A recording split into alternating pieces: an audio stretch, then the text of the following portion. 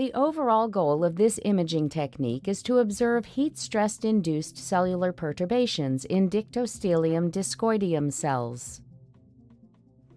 This method can help to understand the mechanisms of heat stress response and protein quality control in the amoeba Dictyostelium discoideum.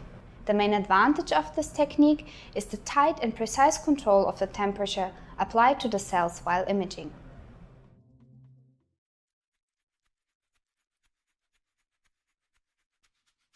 To begin the procedure, prepare Dictyostelium cells as detailed in the text protocol.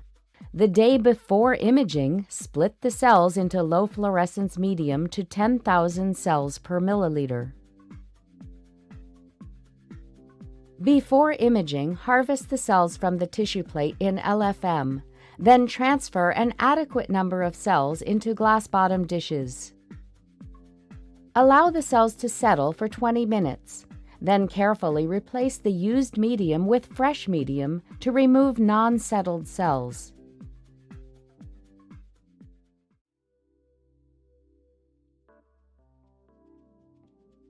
Image cells under non-stressed conditions at 23 degrees Celsius.